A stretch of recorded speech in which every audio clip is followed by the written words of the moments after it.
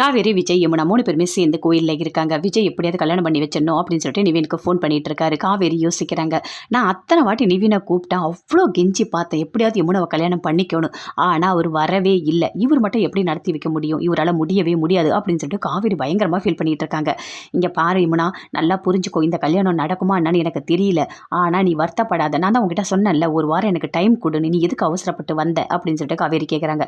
இங்கே பாருக்கா, எனக்கு கண்டிப்பாக நம்ம மாமா மேலே நம்பிக்கை இருக்குது. எனக்கு நிவினை கல்யாணம் பண்ணி வச்சிருவாருக்கா, உண்மையாக்கா, எனக்கு அவ்வளோ சந்தோஷமாக இருக்குது, அவர் பண்ணுவாருக்கா அப்படின்னு சொல்கிறாங்க. ஏண்டி ஏண்டி இப்படி இருக்க, ஏண்டி நான் சொல்கிற பேச்சு கேட்கவே மாட்டேற அப்படின்னு சொல்லிட்டு காவேரி ரொம்ப ஃபீல் பண்ணுறாங்க. சரி இருது வரேன் அப்படின்னு சொல்லிட்டு போகிறாங்க. போயிட்டு விஜய் கிட்ட பேசுகிறாங்க.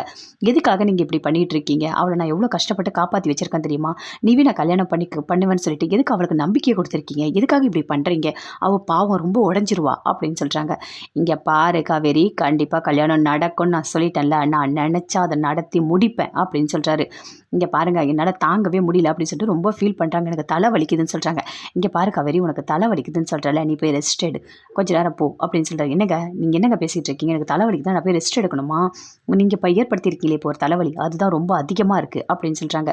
சரிம்மா சரிம்மா அப்படின்னு சொல்லிட்டு போகிறாரு. போயிட்டு ஐயர்கிட்ட பேசுகிறாரு. இங்கே பாருங்கள், கல்யாணம் நடக்க போது, நீங்கள் எல்லாமே கரெக்டாக பண்ணிடணும் அப்படின்னு சொல்கிறாரு. சரிங்க அப்படின்னு சொல்லிட்டு ஐயரும் போகிறாரு. இந்த பக்கமாக வாங்க, அங்கே வாங்க அப்படின்னு சொல்லிட்டு வழியெல்லாம் சொல்கிறாரு. யார் அப்படின்னு சொல்லிட்டு அப்படியே காவேரி கேட்குறாங்க. இருமா, பொறுத்திருந்து பாருமா அப்படின்னு சொல்கிறாரு. 2 பேருமே வராங்க. ரிஜிஸ்டர், இங்கே வந்து ரிஜிஸ்டர் மேரேஜ் எல்லாமே கரெக்டாக பண்ணணும் அப்படின்னு சொல்லிட்டு, இல்லை இன்னும் கொஞ்சம் நேரம் ஆகும் கல்யாணத்துக்கு, நீங்கள் வெயிட் பண்ணுங்க அப்படின்னு சொல்கிறாரு. காவேரி எல்லாத்தையும் பார்த்துட்டு இருக்காங்க. இவர் என்னதான் பண்ணிட்டு இருக்காரு, எதுக்காக இப்படி பண்ணுறாரே தெரியலையே அப்படின்னு சொல்லிட்டு அப்படி பார்த்துட்டு இருக்காங்க. ஆனால் யமுனா ரொம்ப சந்தோஷமாக இருக்காங்க. நிவின் வீட்டில் பேசிகிட்டு இருக்காரு அவங்க ஃப்ரெண்டு கிட்ட. யமுனா பாவம் கோயிலில் வெயிட் பண்ணிட்டு இருப்பா, ஆனால் அவள் மனசு உடஞ்சிருவா அப்படின்னு சொல்லிட்டு இருக்காரு. என்னடா எதுவாக இருந்தாலும் ஒரு முடிவு யோசிச்சு எடுடா அப்படின்னு சொல்லிட்டு அவங்க ஃப்ரெண்டு சொல்லிட்டு இருக்காங்க. அதுக்குள்ளே கரெக்டாக அவங்க அம்மா அப்பா எல்லாருமே வராங்க. பசுபதியும் வராரு. வந்தவொடனே உட்காந்து பேசிகிட்டு இருக்காங்க. டேய் இங்கே என்னடா நடக்குது அப்படின்னு சொல்லிட்டு. இங்கே என்ன நடக்குது தெரியுமா? அந்த விஜயை காவேரி பணக்கார பையனாக பார்த்து கல்யாணம் பண்ணிட்டா. அடுத்தது தங்கச்சி இருக்கா. அவள் தங்கச்சி எப்படியாவது நிவினுக்கு கல்யாணம் பண்ணி வச்சுட்டா கரெக்டாக இருக்கணும் பார்த்து கரெக்டாக காய் நகர்த்துறாங்க அப்படின்னு பசுபதி சொல்கிறாரு. அதை கேட்டோன்னே நிவினுக்கு பயங்கரமாக கோவம் வருது. அப்படியே பார்க்குறாரு. இங்கே பாருடா, கண்டிப்பாக அந்த கல்யாணம்லாம் நடக்கவே கூடாது. அந்த யமுனாவை நீ கல்யாணம் பண்ணவே கூடாது. வா வீட்டுக்கு போகலாம், வா ஊருக்கு போகலாம் வா அப்படின்னு சொல்லிட்டு அவங்க அம்மா கூப்பிட்றாங்க. என்னம்மா பேசிகிட்டு இருக்க? இந்த கல்யாணத்துக்கு வந்துட்டு என்னை ஊருக்கு வர சொல்கிறியா? அதெல்லாம் என்னால் வர முடியாது அப்படின்னு நிவின் சொல்கிறாரு. டேய் ஏன்டா இப்படி பண்ணுற? அந்த பொண்ணுலாம் நமக்கு வேண்டாண்டா அப்படின்னு சொல்கிறாங்க.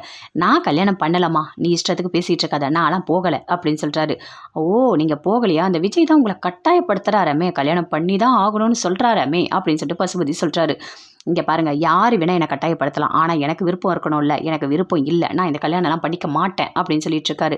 இங்கே பாருடா, நான் சொல்கிறத கேளு, நீ தான் கல்யாணம் பண்ணிக்க மாட்டேன்னு சொல்லிட்டல, அப்புறம் இருக்குடா இங்கே இருக்க, வாடா ஊருக்கு போகலாம், நான் அங்கே பார்த்து ஒரு நல்ல பொண்ணை கல்யாணம் பண்ணி வைக்கிறேன் வாடா அப்படின்னு சொல்லிட்டு அவங்க அம்மா அப்பா எல்லாருமே கூப்பிட்றாங்க.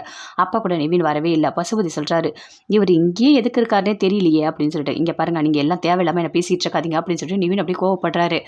விஜய் கோயிலேருந்து போகிறாரு. எங்கே போகிறீங்க அப்படின்னு சொல்லிட்டு காவேரி கேட்குறாங்க. அம்மா பாத்ரூம் போகிறோமா, அதை கூட உங்ககிட்ட சொல்லிட்டு போகணும் அப்படின்னு சொல்லிட்டு விஜய் அங்கேருந்து போகிறாரு. போயிட்டு எப்படியாவது நிவின் நேரில் பார்த்து நம்ம கூட்டிகிட்டு வரலாம் அப்படின்னு சொல்லிட்டு போகிறாரு. போயிட்டு அப்படி ஒரு வாசலில் நிற்கிறாரு.